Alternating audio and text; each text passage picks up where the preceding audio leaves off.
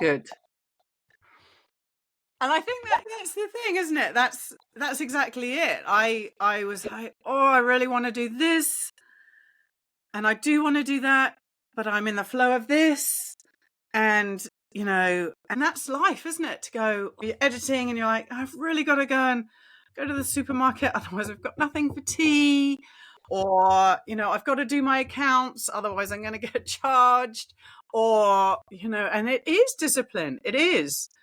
There and I wonder whether because creativity, and for so many people, the idea of a hobby, the idea of something to release stress, or the idea of calming the soul, or when creativity is for those purposes, I think it's harder to think about it as a discipline.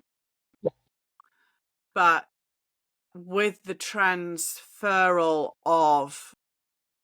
from the hobby to the business, which is a topic we're going to discuss in another episode, but there's that need to decide, like everything, like social media, like being in a room at a party or in a community, why are you there? Why are you showing up? What is this creativity giving to you? I just want to read a quote from my book. Please do. So it's actually in the chapter on social media, and it's entitled, "Is it social? ? Media. Is it social? ? Media. Our wings and our walls." And I wrote this piece. It's towards the end of the chapter, and it's on page 143, and it's called "The Emotional Roller Coaster." And I wrote, "On a good day, it opens your heart. On a great day, it can make you fly. On a bad day, it can take your power away. And on your worst day, it can make you want to give it up completely. If we let it, the scrolling, the sharing, and the personal exposure can quash your creativity. It can sap our precious time, and it can be mentally and emotionally draining. It overstimulates and places enormous demands on your heart, so be kind to yourself. Take breaks and set parameters. Remember why you started. Remember why you create. For you, for the memories, for your family history books. Whatever it may be, keep holding onto that." And then the following page, I wrote, "Silence the noise and the doubting ache. Create from the heart. Tell your story the way you want to tell it. Love the art you make, and on the days you don't love it, respect it for what it gives you in return. The outlet, the expression, and your own unique voice." That just tells you everything about, it doesn't matter if it's shit art or if it's great art. Respect what you're doing. Yeah. Have the respect for yourself, that you're showing up, that you're even creating. And why does it matter? In the big picture, why does it matter if you make 1 or 50 shit photos? Yeah. Have the respect that you've shown up, that you're creating from your heart. And it comes back to us being women and deeply living in cycle. Yeah. Yeah. And respecting that and honoring that we are ultimately, as I've said in my book, the ultimate creators. Yes. Women are the ultimate creators. Yeah. And it doesn't matter if we're creating a child, a home, a meal, a piece of writing, a book, a photo, a painting, whatever. A birthday party. A birthday party. We have to show up. We have to do the work. It doesn't matter what it is. Yeah. We're there. We show Yeah. up. Yeah. And we're the magic makers. I heard someone say that one day I think it was a podcast, saying, we are the magic makers. Yeah. Christmas. You know, the magic often, not always, but so often comes from the way we reflect back on our lives and on our experiences and our traditions, and we pull those and then we build and shape our today or our next Christmas or our, you know, and that's exactly the same. It's exactly the same as what we're doing with our photographs. And, you know, one big realization I had when I was doing my first 365, and I was taking the time to write my book, and I was taking the time to process a lot of the journey that I had been on and the ups and the downs, and the point where I came out of my master's feeling great and positive, and then I went through a phase of joining a community where I felt like I spent way too much time judging my work. I just pushed and pushed and pushed, and I was just dissatisfied the entire time with what I was creating, what I was doing. And what I really, really realized was that by judging the photographs of my life, I actually in turn was judging my life. Absolutely.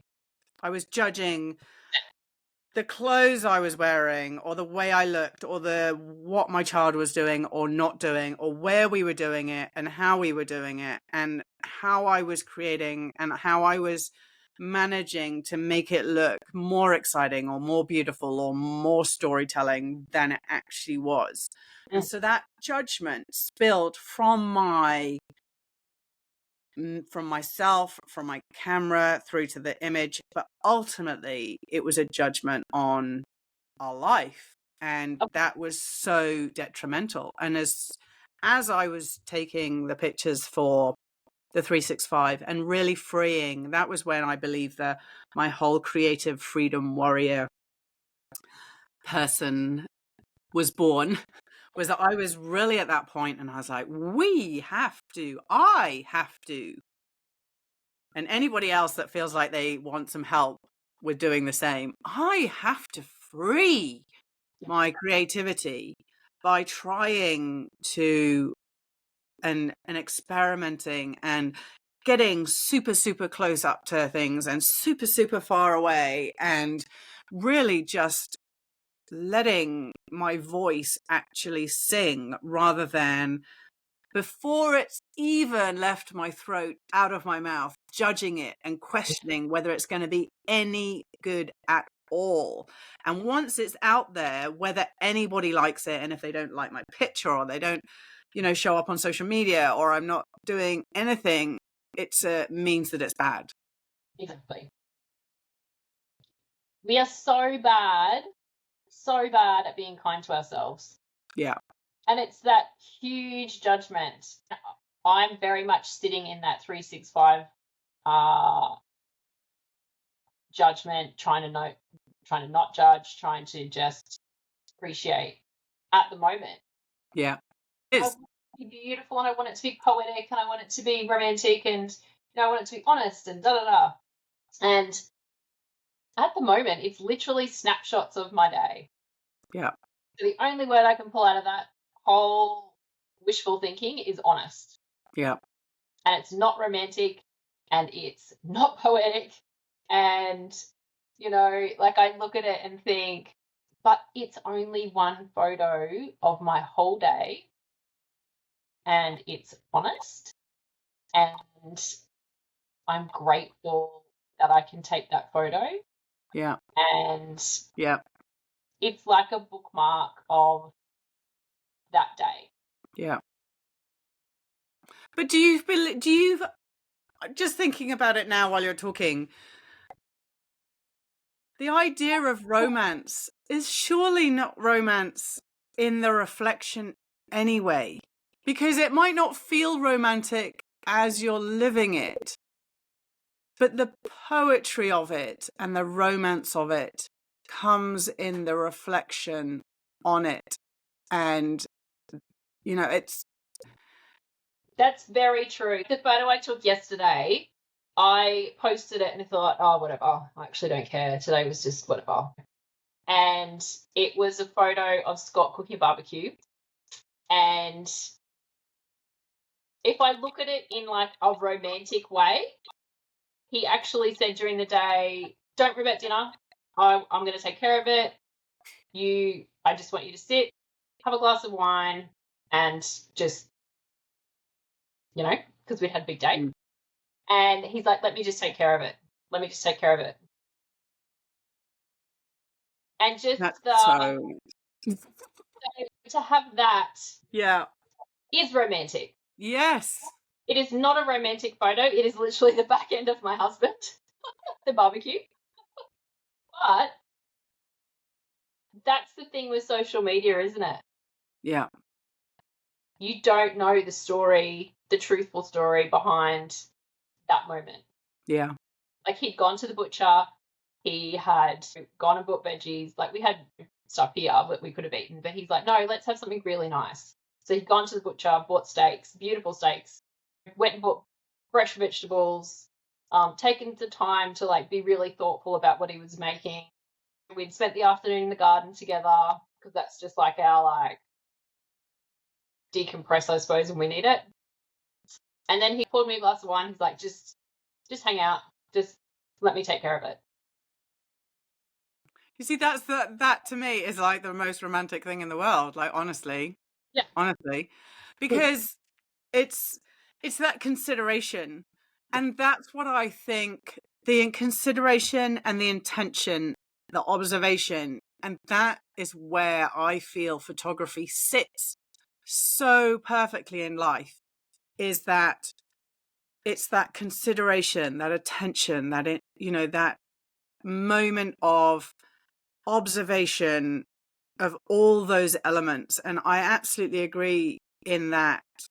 And that's where I fell into this dark place at year 4, 5, 6 of my career, is that the judgment on the actual was too harsh, because the actual, in terms, and when I say actual, I mean, the surface level of what you see in a photograph, a child doing this, or a landscape with this in, or the perfect sunset, or whatever it is that you're looking at it, and that's the actual. But then the layers behind it, where is that person? Who is that person with? What is actually happening? What happened just before it? What happened just after it? And this is exactly the reason I wrote a book, and I think probably you did too, is that in your book, it's a series of sentences, short paragraphs, words that actually said very quickly, say, for example, your book was a series of Instagram posts. Yeah. It wouldn't last very long, and it would be, but that's not the purpose behind it. The purpose behind it is to have those words on a page. So at any different time, whether you've had a good day, whether you've had a bad day, whether you're feeling sad, whether you're feeling a failure, whether you're feeling in celebration, particularly in motherhood, we're talking about, you can look at those words and they can resonate in a different way. And it's exactly the reason why we take the photographs. And that is why I think that the romance is on the reflection, and the romance is, and I look at your pictures and I get really excited, like the one of your dog and the like, for me, because I guess because I buy the practice, by the regular daily practice of taking pictures, seeing deeper, feeling deeper. I see your images through those eyes, not through the criticism or the judgment of, but it's just a dog on a floor, or it's just a this on a this, and I think that I guess that's where it's so important to be kind to ourselves, because you never truly know the viewer and how they feel and what they're going to take from it, or whether they're going to take it, whether they're going to scroll over it. I was looking at my reels and the insights a couple of days ago and noticed something that I've never noticed before. And you can actually see the average watch time. Yes, you can. And the average watch time on my reels on my usually 1 minute reels is about 6 to 7 seconds. And I saw it and I was like, right, well then maybe I'll make 6 to 7. And when I'm talking, it's usually, so when it's visual, it's 6 to 7 seconds. And when I'm talking or sharing something, it's usually about 10 seconds. And I'm like, shit, maybe I need to make really short ones. But that's not the point, because it's the average. Mm. And for those that are longer, you know, you might have a whole heap drop off after about 1 second because they're just like scrolling. No, it doesn't trigger me, And then you've got some who are, but it's the people that are staying for longer, you know. And for us, I create them for me a lot of the time, like my water ones, I create them for me. I watch them back. It's like I read my book. I actually read my book, my own book. Do you? When I was creating it, this is my favorite version. It's the unbound version, Oh, okay. and she's the only one that I read. Yeah. But when you were talking before about it, it's like when she was being designed and created, I said to Indy, the graphic designer, I want it to be able to fit. See, I carry books around in my handbag. I've got like a Mary Poppins handbag that drives my whole family mental because I can never find the keys because I always drop to the bottom. Yes. And so my family will dig through a book, and then there'll be a point and shoot camera, and then, you know, like there'll be lollies and I don't know, whatever. Anyway, I said to the designer, I want it to be able to fit in a handbag. Yeah. And I think of her as a companion. Yeah. Because you can literally open it up to any page and it's relevant. Yeah. So the page I've just opened up, take up space, shoulders back and down, spine straight, shine your heart forward. I love it. And you know, I need to put mine on my copy. Like, I've tried to be really organized. I'm trying to keep my desk clear, but because I usually have it with things that I like to reference on. Like I always have my Austen Kleon books out, but I've been putting them away because I'm like, I have to keep my head clear. But actually, I really miss having the things to reference, you know. So I think I'm going to get them out again. Yeah. So I've got these books like Susan Sontag, War of Art, Women, Art and Society. I always have a dictionary near because I love looking up. Just like I want to know the definition of words. Yeah. So I've literally, my desk is the same. I've always got books close to me. Yeah. Yeah. And that's why you show up and do the work, so you can produce these books that people love and find joy, and they you know, it means something to them. Yeah, absolutely. And as a tiny wee side plug to what the other side of what I do, as you know, I am returning to a lot of the blog posts that we shared on For the Love of the Photograph, which sadly does not exist anymore. The back end does, so I still have all the beautiful interviews. But I am returning to those artists and saying, where are you now? What are you doing? And re-interviewing them, because exactly that, as the time progresses, what we do shifts, changes, grows, goes quiet. Some artists are now maybe not shooting. There are projects that stopped, but I want to have all those conversations, all those conversations of the continuing of the showing up in whatever it is, whether it is consistently the same or has it shifted, or, you know, because I think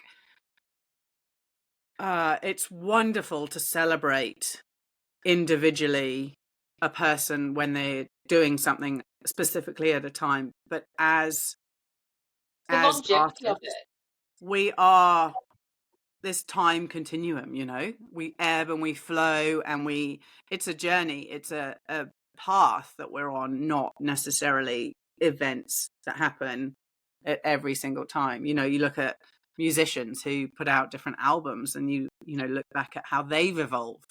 I think there's a place and a time for us to celebrate photographers in that, and that's what I'm doing. It's called An Artist Dance, and I'm just about to write up my first one, which I'm really excited about. And I think it's such an honor to the artists that you're talking about, that you know, like you mentioned before, you know, when you're on social media, you scroll Yeah.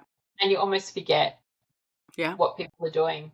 And so this is like a real honor to those artists in going, I'm still taking notice. Yeah. I want to know where you are. Yeah. Like, let's share your story. Yeah. And Yeah. that's such a beautiful thing, especially, you know, as women to then be going, oh, like I'm still here, I'm still showing up, Yeah. and another woman wants to talk to me about it. Yeah. Yeah. 100%. So yeah, it's so beautiful. Yeah. Yeah. No, I'm really excited. I've done one. I've got a couple more in the diary, and because I look back at the blog posts, which are now not online. They do still exist, as I said, and I look at all of this work, amazing work, you know, and I'm like, right, this has to come back and live Be again, and yes. yeah, absolutely. And I think that's another thing too, like our creativity and our art and what we produce, once it's left us, it has its own life. Yeah. Yeah. And that's so you're honoring its own life Yeah. and telling it to keep going. Yes, exactly. Mm. I mean, I'm definitely in a process at the moment of resharing lots of past work on my Instagram stories, because I also feel like at the moment I've sort of gone in a bit of a flow. In October I was shooting a lot. Now, because I've got a bit of a sore knee, I now am not shooting quite as much. But I think over the last 13 years, how many pictures have I taken of beautiful worth and story and you know, and strength? And just because I'm not going out and taking hundreds of pictures today, there's no reason why those can't exist. Imagine if we got royalties on our photographs like artists did on their songs. Can you imagine? Wouldn't it be amazing? Yeah, and that's another conversation that we are going to have, isn't it? About I call it in my head the touch tax. Yes. About the resharing and usage of images. So I'm really excited about that episode that we will talk about very soon. So, yeah, perfect. It's been a pleasure as always, and I'm glad that I didn't. I'm so glad you showed up and did the I'm thing. so glad I didn't nudge it. Yes, I'm very glad you didn't cancel. Yeah, perfect. All right. Catch up soon. Okay. Bye.